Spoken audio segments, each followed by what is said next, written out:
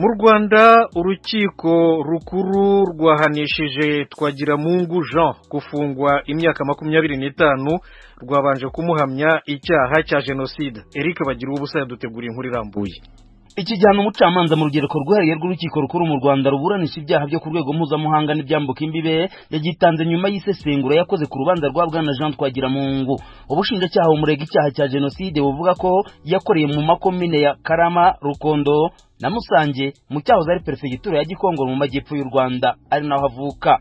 Bumushinja kujya mu bitero byinshi bitandukanye nko mu murenge wa Mbazi, ku biro bya komine Musange ndetse no kuri Kiliziya Gatolika ya Cyanika. We yaburanye ahakana icyaha avuga ko muri genocide nta hantu yigeze ajya, ko yagumye mu rugo kuko nyina yari umututsikazi nawe yarashoboraga kugirirwa nabi. Uretse kuba rwarumvise abatanga buhamya bamushinja muri uru rubanza, urukiko rwaranamanutse rugeraho bikekwa ko Twagiramungu yakoreye icyaha. Ruvuga ko hari abatutsi bishwe nk'uko batanga buhamya babigarutseho, bavuga ko yagize uruhare mu gitero cyabereye mu murenge wa Mbazi, hakaba n'abahakana ko atigeze ajya muri icyo gitero. Urukiko rwasesenguye ubuhamya bwatangiwe mu rukiko rusanga Twagiramungu ari kumwe n'abandi baragabye igitero cyishe abatutsi nko kwa Kamondo Juvenal. Rwavuze ko rusanga ubuhamya n'imvugo z'abatanga buhamya bikwiye guhabwa agaciro nk'ikimenyetso mu kumuhamya ibyaha. Rwasanze amakuru yatanzwe n'abatanga buhamya bavuga ko batigeze bamubona muri icyo gitero nta shingiro bifite kuko bamwe bivuguruza mu mvugo zabo. Icyakora hari bamwe mu batutsi bishwe mu murenge wa Mbazi bavuzwe mu rubanza. Urukiko rwasanze urupfu rwabo rudahama Twagiramungu hakurikijwe bumwe mu buhamya bwatanzwe. Bwavuze ko ubuhamya bwabo bubumbatiye kuvuguruzanya gukomeye, bityo ko rutabishingiraho nk'ikimenyetso gikomeye mu iyicwa ryabo. Ku bwicanyi bwakorewe kuri Kiliziya Gatolika ya Cyanika hari abavuga ko bamubonye mu bwicanyi n'abandi bavuga ko nta ruhare rwe yabigizemo. Urukiko rwarebye ku buhamya n'imvugo z'abatangabuhamya bamushinja ko yagiye mu gitero cya Cyanika. Mu isesengura rwakoze ruvuga ko imvugo z'abatangabuhamya zigaragaza ku buryo budashidikanywaho ko yari muri icyo gitero cyaguyemo abatutsi barimo uwari padiri mukuru wa Cyanika. Naho ubuhamya bw'abavuga ko batamubonye muri icyo gitero rwavuze ko rusanga imvugo zabo zivuguruzanya n'izo mu iperereza. Ku kireba ubwicanyi bwakorewe kuri komine Musange, urukiko ruvuga ko imvugo za bamwe mu bamushinja zitashingirwaho ko Twagiramungu yagize uruhare mu rupfu rwa bamwe mu batutsi bahiciwe. Ruvuga ko nta bimenyetso bidashidikanywaho byo kuba yaragize uruhare muri icyo gitero. Rwahaye ishingiro ubuhamya bwa bamwe bemeza ko bagiye muri icyo gitero kandi ko Twagiramungu batari kumwe. Urukiko rwavuze ko nta gikorwa gifatika cyo kwica yakoze, ahubwo uruhare rwe ari ukwifatanya n'abisha abatutsi. Ruvuga ko hari uburyo bw'uburyozwa cyaha bushingiye ku kuba uregwa yarakoze icyaha mu kivunge. Urukiko rwavuze ko yagiye agaragara ahaberaga ubwicanyi igihe bwabaga buri gukorwa kandi akagaragara hari kumwe n'abashyize mu bikorwa ubwo bwicanyi, barimo abapolisi, abasirikare n'interahamwe na bamwe mu bari abayobozi. Rushingiye ku bikorwa rwemeza ko yakoze byo kujya mu bitero bitandukanye byiciwemo abatutsi, urukiko rwasanze agomba kuryozwa icyaha cya genocide. Ku kijyanye n'ibihano, umucamanza yavuze ko aho guhanisha Twagiramungu igihano cy'igifungo cya burundu ashingiye ku kuba ari ku nshuro ya mbere akoze icyaha, rwamuhanishije gufunga imyaka 25 muri gereza. Umucamanza yibukije uregwa ko kujuririra icyemezo igihe yaramuka atakishimiye bikorwa mu gihe kitarenze iminsi 30. Atazuyaje, Bwana Twagiramungu yahise ahaguruka abwira inteko iburanisha ko ajuririye igihano. Bwana Jean Twagiramungu w'imyaka 50 y'amavuko yahoze ari umwarimu mu kigo cya EAV Kaduha. Mu mwaka wa 2017 nibwo igihugu cy'Ubudage cyamwohereje kuburanira mu Rwanda aho bikekwa ko yakoreye icyaha cya genocide ariko aragihakana. Bagira ubusajwi ry'Amerika, Nyanza mu majyepfo y'u Rwanda. Tunyarukire noneho i Kampala muri Uganda, aho President Yoweri Museveni yakiriye uyu munsi mu biro bye abayobozi b'inteko ishinga amategeko ya Afurika. Yagaragaje ko ibihugu bya Afurika bikeneye gufatanya mu guhangana n'ibibazo by'umutekano bikiboneka mu bihugu byinshi by'umugabane wa Afurika. Rero inkuru ya Ignatius Bahizi, umunyamakuru w'ijwi ry'Amerika muri Uganda. Perezida Museveni yabonanaga n'intumwa z'abagize inteko ishinga amategeko ya Afurika bamusuye mu mujyi wa Entebbe. Izo ntumwa zari ziyobowe na perezida w'iyo nteko ifite icyicaro cyayo gikuru muri Afurika y'Epfo, Bwana Fortune Charumbira ukomoka mu gihugu cya Zimbabwe. Inteko izwi nka Pan African Parliament igizwe n'abagize inteko zishinga amategeko z'ibihugu bitandukanye bya Afurika, kandi uruhare rwayo no guharanira ubumwe bw'abanyafurika bose n'ubwiyunge ku rwego rwa politiki rw'ibihugu bigize umugabane wa Afurika. Avugana n'iryo tsinda, Perezida Museveni yibajije impamvu ryananiwe guhuza abaturage ba Afurika basanzwe bahujwe n'indimi hamwe n'imikoranire isa. Yongeraho ko hatabayeho Afurika yunze ubumwe, umugabane wa Afurika uzakomeza kuba mu bukene n'umutekano muke. These days the Americans talk of four-dimensional superiority on land. Ati muri iyi minsi Abanyamerika baravuga ku ngufu mu bintu bine bashaka gusumbamo ibindi bihugu. Barashaka kuba ibihangange ku butaka, mu kurwanira mu kirere, mu mazi no kuja mu kirere. Naho igihugu nka Uganda cyatera imbere, byashoboka gute kugira ngo kizagere kuri ubwo bushobozi? Kandi kitabugezeho ninde uzakirwanirira? Niyo mpamvu tuvuga ko kubera iterambere ryacu dukeneye Afurika, ariko kandi no kubw'umutekano Afurika turayikeneye. Niba twe nk'Abanyafurika dushaka umutekano usesuye, dukeneye kwifatanya. But also for security, we need Africa. If you want strategic security, you need to get together. Museveni yatanze urugero rw'ibihugu byo mu Burayi nk'Ububirigi, Ubufaransa na Denmark byahungabanijwe n'intambara ya kabiri y'isi yose kandi byari bikize cyane icyo gihe, ariko akaba byari bitiyunze kugira ngo bishobore kwicyungira umutekano. Museveni yashimangiye ko hari abantu barimo n'Abanyafurika bashinzwe guhindura ibitekerezo by'Abanyafurika babemeza ko batandukanye bashingiye ku moko ndetse n'idini, kandi bafite ibintu byinshi bahuriyeho bagomba kubakiraho kugira ngo biyunge mu rwego rwo gutera imbere no kwicungira umutekano. Perezida w'iyo nteko ishinga amategeko ya Afurika, Fortune Charumbira, yamenyesheje perezida ko inteko ayoboye yagize uruhare runini mu guharanira inyungu za Afurika, ariko akabihura n'ibibazo bitandukanye birimo ibura ry'amafaranga yo kugira ngo ikore akazi kayo nk'uko bikwiye. Charumbira yongeyeho ko imwe mu ntambara bahanganye nayo ari itotezwa ry'ibihugu byo mu Burayi na Amerika bibangamira ubumwe n'iterambere bya Afurika.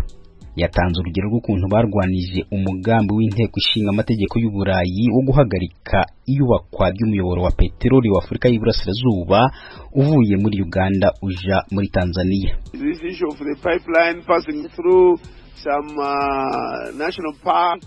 Ati Abanyaburayi barwanije umugambi wo kubaka umuyoboro wa peteroli wa Afurika y'Iburasirazuba uturuka muri Uganda uja muri Tanzania, bavuga ko uzanyura muri parike y'igihugu kandi ugatera ibibazo by'ibidukikije. Ibi byari ukurwanya iterambere gusa. Twabwiye inteko ishinga amategeko y'u Burayi ko turi inteko ishinga amategeko ya Afurika, kandi twafashe icyemezo cyo gushyigikira uburenganzira bwa Uganda bwo gukoresha ubutunzi kamere bwayo.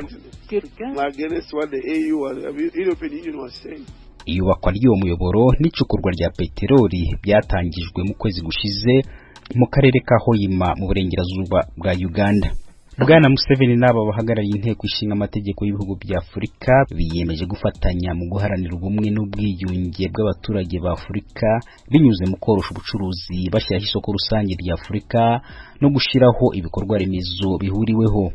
Museveni yasezeranije ko azavugana n'abandi ba perezida bagenzi be ba Afurika kugira ngo bashobore kongera inkunga ku nteko ishinga amategeko ya Afurika, kuko ariyo nzira nziza yo gutanga ubutumwa bw'ubumwe bwa Afurika ku mugabane wose. Ignatius Bahizi, Ijwi rya Amerika, Uganda.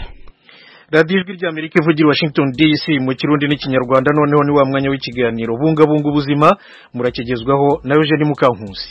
Ndabaramukije mwese, mbahaye ikaze mu kiganiro bungabunga ubuzima. Eugene Mukankusi. Menye ibi bikurikira: buri minota 2 umugore umwe abapfuye azize kanseri y'inkondo y'umura, kandi Afurika yo munsi y'ubutayu bwa Sahara niyo yihariye urugero rwo hejuru rw'abarwayi ba kanseri y'inkondo y'umura, nk'uko bitangazwa n'umuryango Union for International Cancer Control. Mu kuyita umwicanyi ucecetse, inzobere zivuga ko iyi ndwara ikura gahoro gahoro kandi ishobora gufata imyaka myinshi ibarirwa no muri za 40 kugira ngo impinduka zidasanzwe ziba ku nkondo y'umura zivemo ingirabuzima fatizo za kanseri. Ibimenyetso by'uburwayi bwa kanseri y'inkondo y'umura bumaze kugera ku rwego rwo hejuru birimo kuva amaraso mu gitsina ku buryo budasanzwe, nko hagati y'imihango ya buri kwezi cyangwa se nyuma y'igihe cyo gucura. Ukwezi kwa mbere n'ukwezi kwahariwe ubukangurambaga ku ndwara ya kanseri y'inkondo y'umura ku isi yose. Kanseri y'inkondo y'umura ni ubwoko bwa kanseri bwibasira ingirabuzima fatizo z'inkondo y'umura. OMS ivuga ko abagore bagera ku 605 barwaye kanseri y'inkondo y'umura mu mwaka wa 2020 wonyine.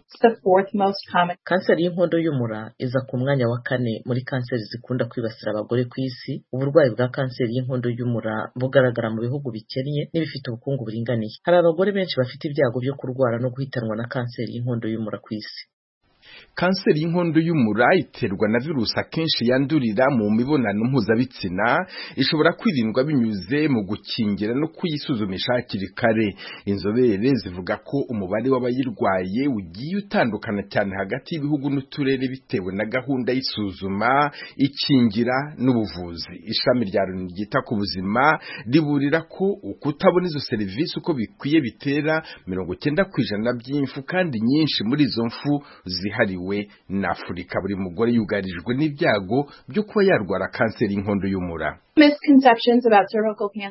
Imwe mu myumvire itari yo kuri kanseri y'inkondo y'umura ni uko hari uwibwira ngo njye ntiyamfata. Hari ushobora kwibwira ko atari indwara ikwiye kumuhangayikisha. Kanseri y'inkondo y'umura yagera kuri buri wese ufite inkondo y'umura, kandi rero ni ingenzi gusobanukirwa uburyo wakwirinda ibyago byatuma uyirwara, ukisuzumisha hakiri kare kugira ngo mu gihe igaragaye ivurwe bitararenga igaruriro. Mu rwego rwo kugabanya ibyago bya kanseri y'inkondo y'umura mu bagore ku mugabane wa Afurika, umuryango Union for International Cancer Control utanga inama ko mu byakorwa serivisi z'ubuvuzi bwa kanseri y'inkondo y'umura zashyirwa muri gahunda z'ubuvuzi bw'ibanze. Uyu muryango kandi usaba ko hakoreshwa gahunda y'isuzuma zifashishwa ku zindi ndwara nka sida n'igituntu mu rwego rwo kugenzura kanseri y'inkondo y'umura, kuyikumira, kwisuzuma no kwita ku bayirwaye bikinjizwa mu zindi porogaramu z'ubuzima.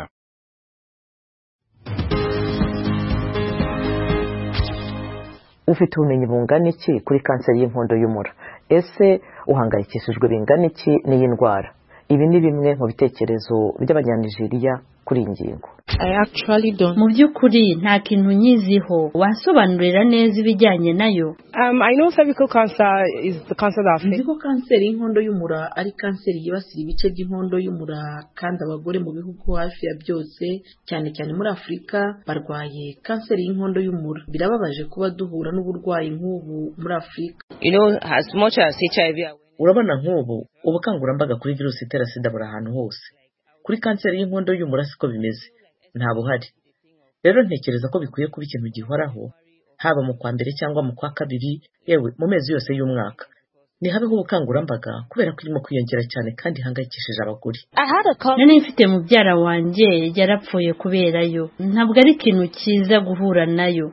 Of course I'm concerned about this because I also want to have. Birumvikanira mpangayikishije kubera ko nanjye nshaka kwisuzumisha kanseri y'inkondo y'umura, na cyane nk'iyo umuntu ari nko kugera mu myaka 35 kuzamura. My question to experts would be that ikibazo cyanjye ku nzobere cyabiki.